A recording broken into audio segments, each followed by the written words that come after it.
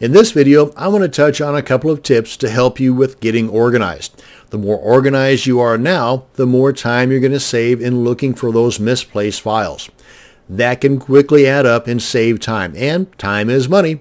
If you already have a system in place, then these tips may give you an idea or two, or at worst, let you know that your current system is the best one for you, and hey, there's no need to fix what ain't broke, right? As you grow your business, you may have to make certain adjustments in your organizational habits, but at least ways you'll have something to adjust. The idea here is to just do it. Begin getting organized now, and as needed, make your changes. For example, I have a certain folder structure to keep all of my website and domain details organized. Let's go ahead and take a look at what I've got set up here. One of the folders on my hard drive is called My Sites, and inside of that folder, I've got a list of every single domain that I have in their own individual folders. For example, domain X would be site-X. Domain Y would be site-Y, and so on. And inside of each one of these folders, at a bare minimum, I have two more folders and then a text document that contains all the login and additional details about that domain. Now, since most all of my websites are database-driven WordPress sites, my structure might be a little bit different than what you might need. But at least ways this will give you an idea to work with. But I've got two folders here, one named Images and one named Backup. That should be no different than your setup. You should always have a backup, whether your websites are WordPress sites or Joomla sites or just static HTML sites. You should always have at least a most recent backup and at least one prior backup. You may find the need to have more than just one prior backup, but at the bare minimum, have two backups in there, the most recent and the one prior. And in my backup folder here, I've got two more folders, one called Database, one called Files. And since my sites are a majority of WordPress sites, I have the need for a database folder. You may not. So again, that's totally up to you. But you should at the very least have one that says backup. And I've got a folder here for images.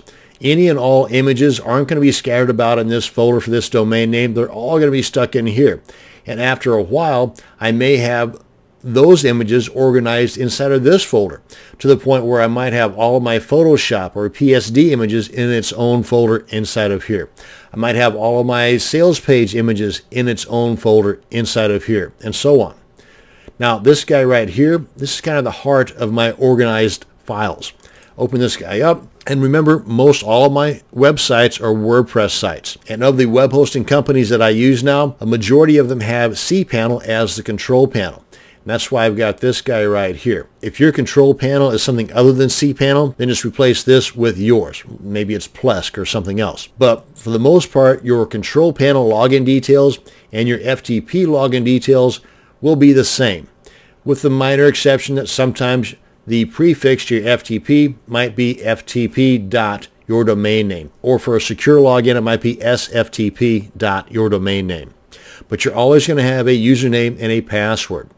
And I've got a section up here that contains notes for my domain. Again, since most of my sites are WordPress sites, these notes here are referencing a configuration file for my WordPress site. Just a little add-on that I want to put in there. And I've got the username and the password for my administrator login details for my blogs, and the database information for my blogs, and my email addresses for that particular domain, as well as a Gmail account that I've got set up for that domain. Now, I've got this set up in addition to my email accounts for that domain because by having a Gmail account, this gives me access to Google Tools for this specific domain. And since Gmail is free, why not?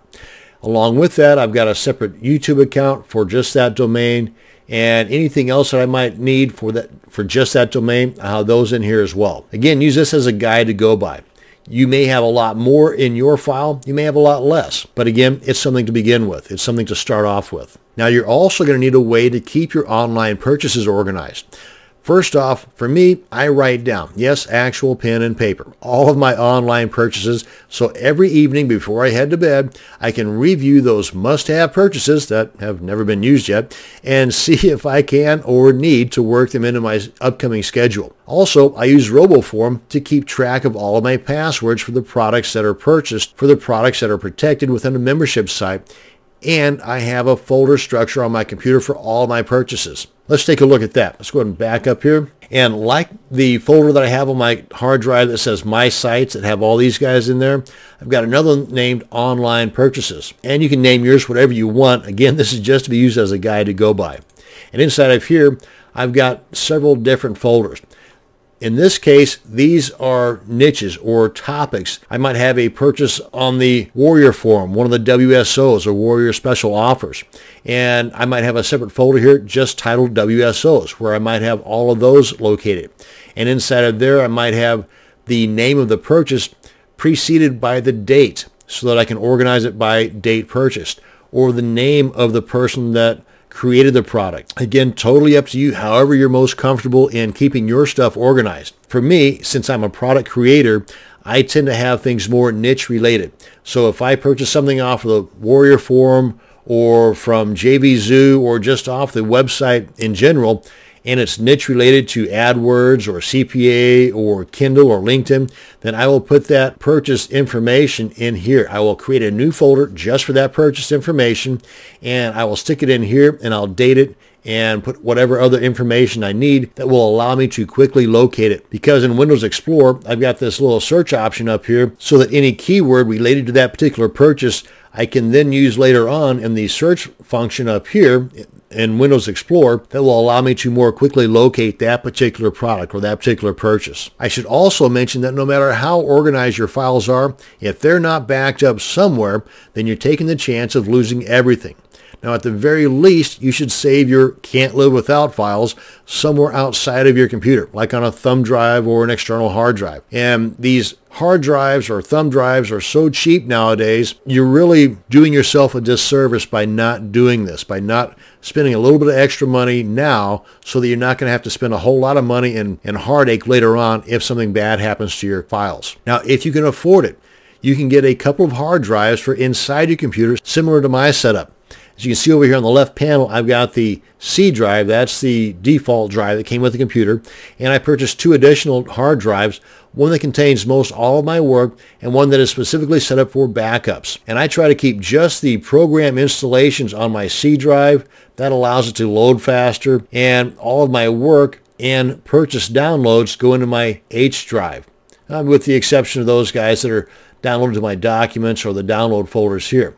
At which point, if need be, I will then either delete them from this or move them into one of my folders on my H drive so I can keep these guys as clean as possible. A lot of other folks do just the opposite. They'll pack up their C drive with all the same information because they don't have an additional hard drive.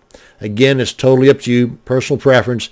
My main point here is to have a backup set up somewhere. Now, in closing, I want to mention that my folder structure examples and the use of Notepad works great for me. You may be fluent in using spreadsheet or mind mapping type programs, in which case you could put all the details of your domain and website files on a spreadsheet or on a mind map, and they would work 10 times better for you than in my examples. However you do it, just do it. Well, this should give you a good starting point for your own organizing structure. Remember, this is not meant to be a perfect solution, but something that can be adjusted as your business and ideas grow and change. Thank you very much for watching, and you have a great day.